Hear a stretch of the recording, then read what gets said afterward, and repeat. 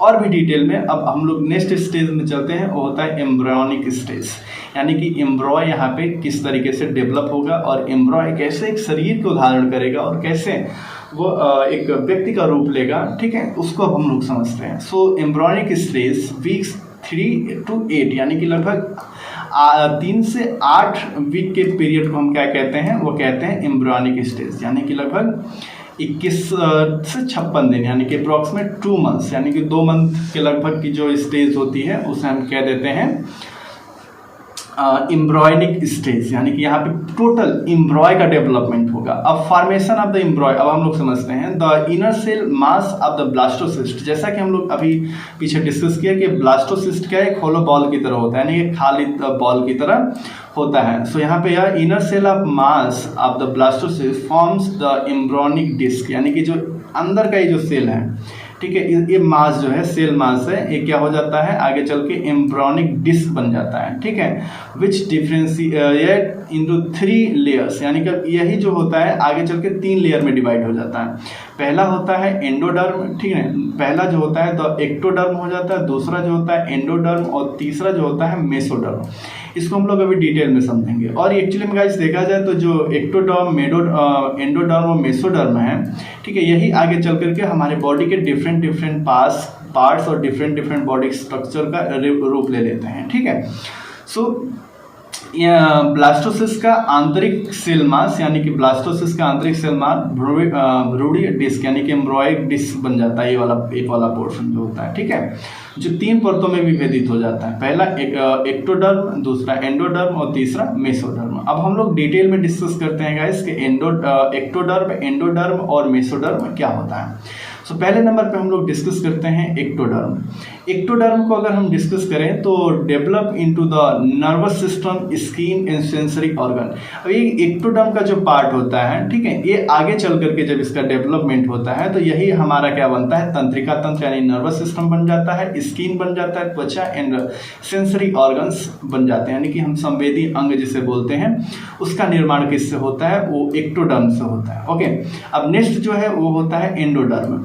Endoderm क्या होता है, so endoderm creates the gastrointestinal tract, lungs and other associated structure. एक तरीके से गैस्ट्रोइंटेस्टाइनल यानी कि जठरांत्र पथ, फेफड़े यानी लंग्स और अन्य संबंधित संरचनाओं का निर्माण करता है क्या, एंडोडर्म। और मतलब कि नेक्स्ट जो है वो होता है मेसोडर्म। मेसोडर्म गाइस आगे चल करके ये हो जाता है फॉर्म द सर्कुलेटरी सिस्टम, यानी कि क्या हो जाता है, यह सर्कुलेटरी सिस्टम होता, मतलब निर्माण होता है muscles, bones and other initials organs. परिसंचरण तंत्र यानी कि सर्कुलेटरी सिस्टम्स, मांसपेशियां यानी कि मसल्स, हड्डियां, बोन्स और अन्य आंतरिक अंगों का निर्माण जो होता है वो होता है मेसोडर्म से होता है, ठीक है। सो पहला ऊपर वाला जो लेयर ये वाला है वो क्या हो जाता है एक्टोडर्म, बीच वाला जो लेयर होता है वो क्या हो जाता है, बीच वाला जो लेयर होता है वो होता है मेसोडर्म और नीचे वाला जो लेयर हो जाता है वो होता है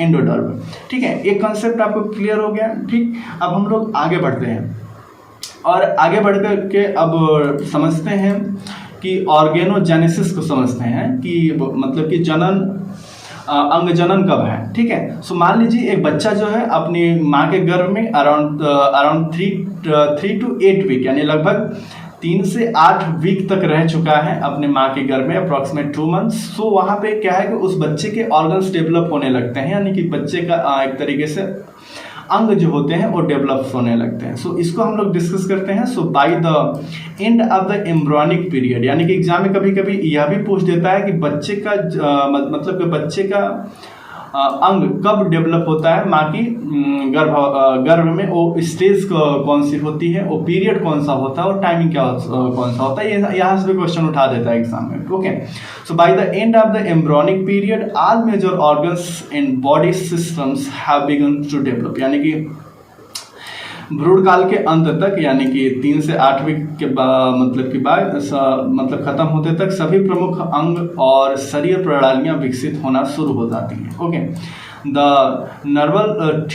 neural tube which will become the brain and the spinal cards starts to form in the third week। तंत्रिका ट्यूब जो आगे चलकर मस्तिष्क और रीढ़ की हड्डी बनेगी तीसरे सप्ताह में बनना शुरू हो जाती है। Okay, the heart begins to beat around to fourth week.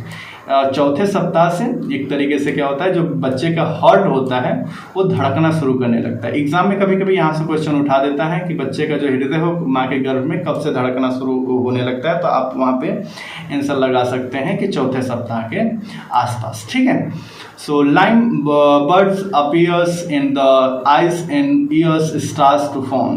अंग कलिकाएं दिखाई देने लगती हैं और आंखें और कान बनने लगते हैं। जैसे कि आप यहाँ पे देख सकते हैं, एक तरीके से क्या है, ये एम्ब्रॉय है, एक तरीके से अब ये फेटस का रूप ले लेगा। ओके, और गाइस यही जो स्टेज होता है एक औरत के लिए भी और एक बच्चे के लिए भी बहुत ही क्रिटिकल पीरियड माना जाता है, बहुत ही इंपॉर्टेंट पीरियड माना जाता है, क्योंकि ये जो स्टेज होता है यहाँ पे क्या होता है, गर्भपात की समस्या का भी सामना करना पड़ सकता है अगर इन्वायरमेंटल फैक्टर में अगर किसी भी प्रकार की कमी हो रही है तो। The stage is highly sensitive, क्योंकि यस जो स्टेज होता है काफ़ी संवेदनशील होता है, काफ़ी सेंसिटिव होता है to teratogens, harmful substance like drugs, alcohol and certain infections which can cause congenital disability or miscarriage। यानी कि जो यह चरण होता है टेरोजन्स का, ड्रग, एल्कोहल और कुछ संक्रमण जैसे हानिकारक पदार्थ के प्रति अत्यधिक समय